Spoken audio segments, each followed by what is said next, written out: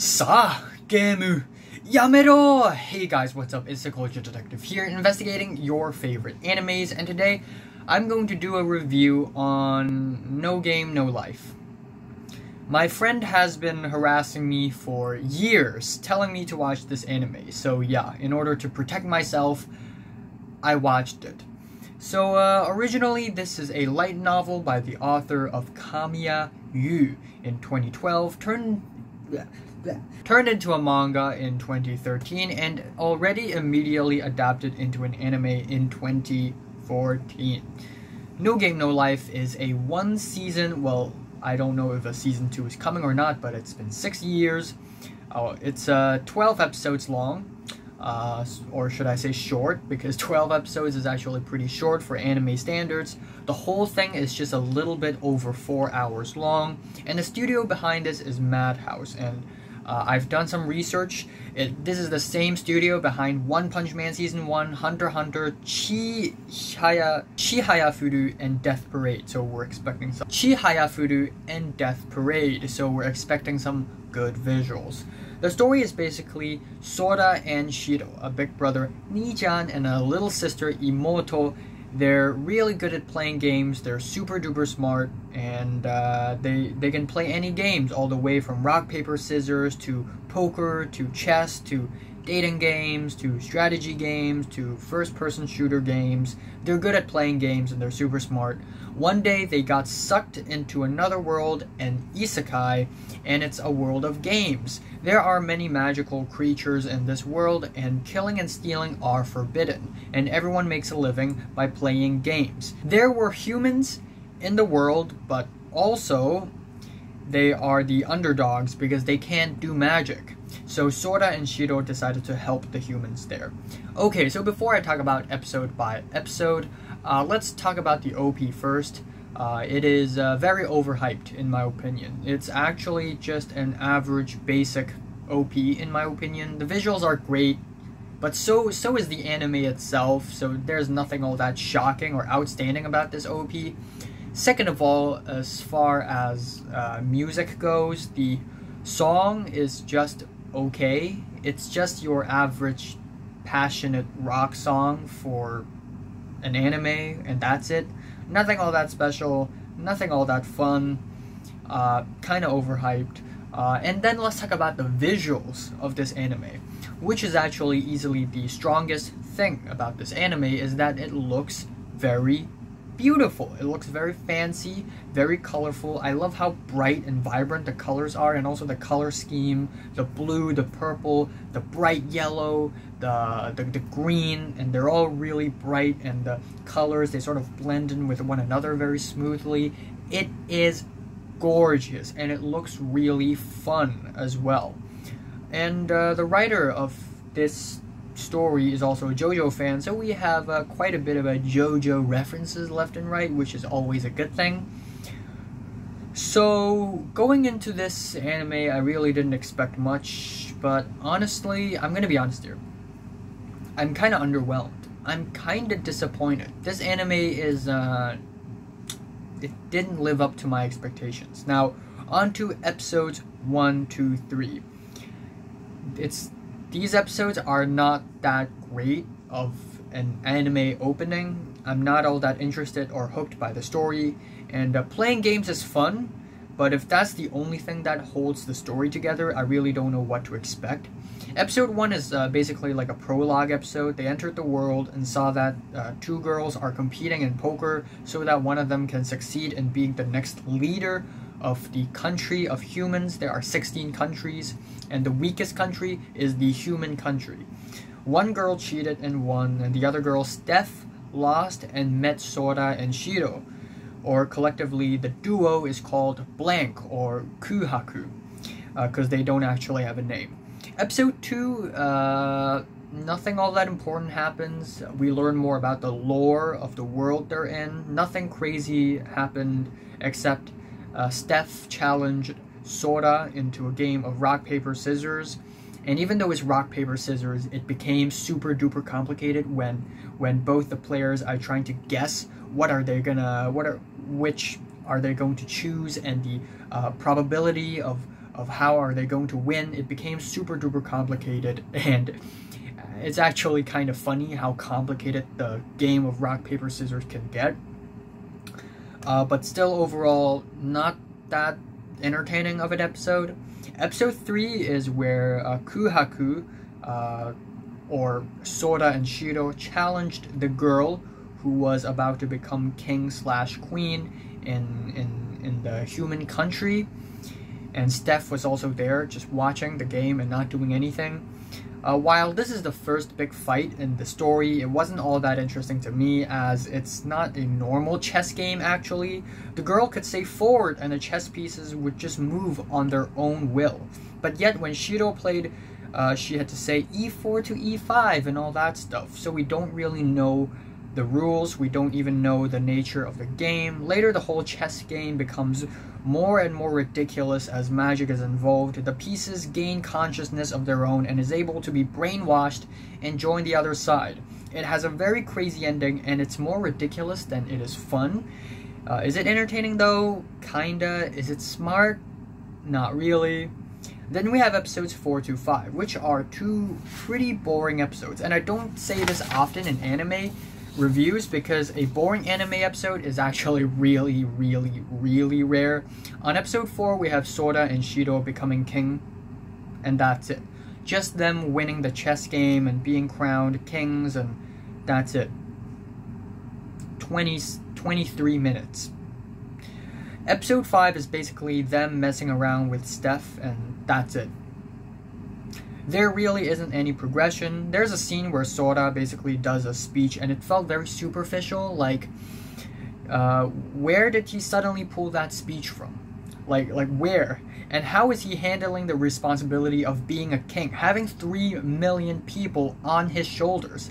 How is he handling that? The story didn't explore that aspect at all. It just feels kind of jumbled together. Episode 6 is the first interesting episode for me, and unironically it's titled Interesting. In order to fight other countries in the world, Sora and Shiro had to read more books and gain more knowledge and stuff. So Sora and Shiro, they wanted to use the library, but it's being conquered by this Flugel girl who had wings and stuff. So Sora and Shiro challenged this girl to a game of Soritia, or Connect Dragon. In Hong Kong, we call it Ziplong, where a person says a word and the other person must use the last syllable of that word to suggest a new word with the syllable being the first one, and so on and so forth. And it was pretty crazy because whatever word they suggest, the thing will appear. So if they say horse, a horse will show up right beside them. It's not real, it's just a vision, it's just magic, but it's gonna show up. And if they suggest a hydrogen bomb will appear. If they suggest the floor, then the floor will disappear because it's already there. And this quickly evolved to be a game of wits where both opponents try to kill one another, and it's actually pretty fun and pretty entertaining. Definitely not the most fun and entertaining battle I've seen in anime, definitely not, but it's still the best scene of the series so far, I guess. Over to episodes 7 to 9, which are definitely more entertaining than the first 5. On episode 7, it's still slow-paced. It's basically Sora trying his best to understand why did Steph's grandfather, aka the Old King, try to attack the war beasts and failed 8 times. Apparently he failed intentionally because he wanted to find a loophole in their game. Episode 8 is actually not bad. Sora, Shiro, Steph, and Jibril, the Flugel girl, arrived at the War Beasts' embassy and negotiated with the War Beasts, declaring war against the War Beasts.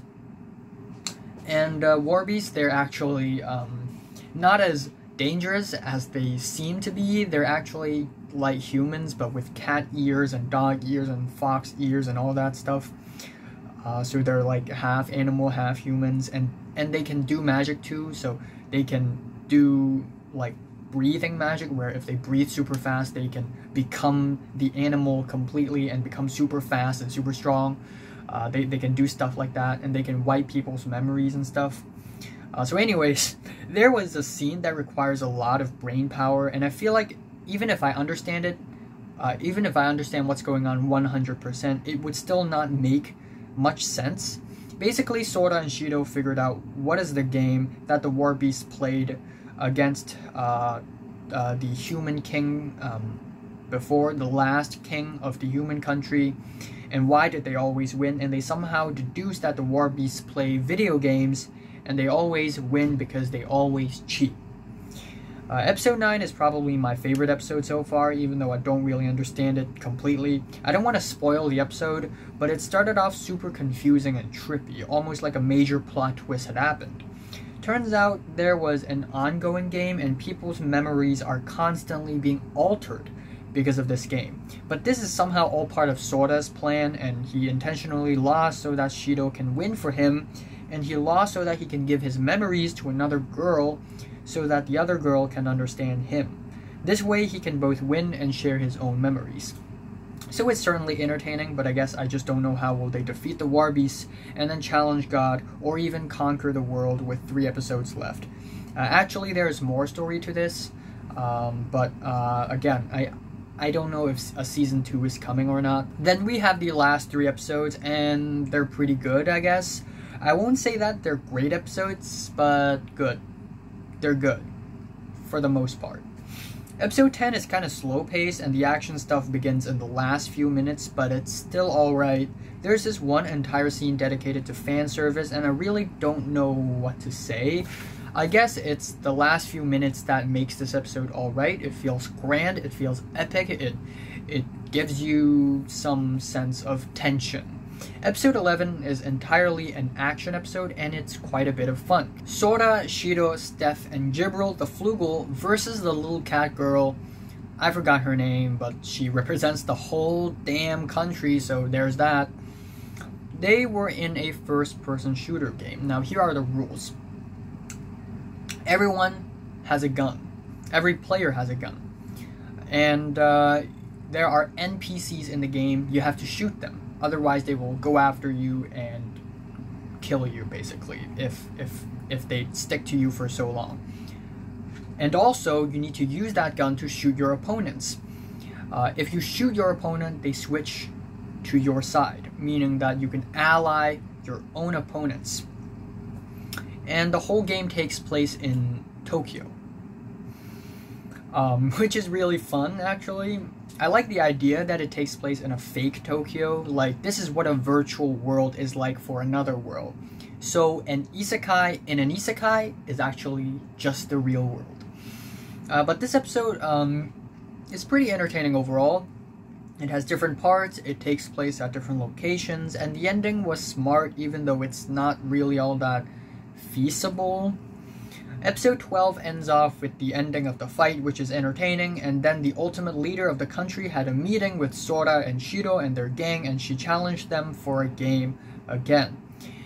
And the game was a coin toss, and the result was a double win because it landed like this. It didn't land heads or tails. It landed in the middle. So it was a double win. So at the end, the story didn't even end. They annexed the Animal People country, the Eastern Federation, and they haven't even come close to challenge the god. Overall, I'm a little bit underwhelmed with this anime that is no game, no life. It just doesn't quite interest me as many other animes do. Even if you love playing games, this anime doesn't really do much gaming, at least not as much as I've expected anyway. And even though I like the theme of using your wits and intelligence to win, but the story just isn't strong enough for me to actually care or think about different ways to win the games. When it comes to the characters, it's not that good. I am not interested in any single one of the characters in this anime at all, so far anyways. And there are characters that remain the same throughout the entire 12 episodes, like Steph. You could have cut Steph out of the story and nothing will change. The plot will not change at all. And also, just the characters, they lack depth. They have no background whatsoever. They have no backstory, and I just don't seem to care about them at all. The world building is just okay. but I'm just kind of underwhelmed in that there are so many other countries that are left unexplored. But then again, if there's a season 2, I would understand why, but for now, it's just very underwhelming. The music is just alright as well. Sometimes it can be annoying because there are scenes that would have benefited so much more if it's silent, if it's quiet, but no, we gotta put some video game music in the back. The art is easily the best thing about this anime. Again, it's colorful, it's fancy, it's vibrant, it's full of life, it's full of colors. I love the color scheme, the blue, the purple, the bright yellow, the light green.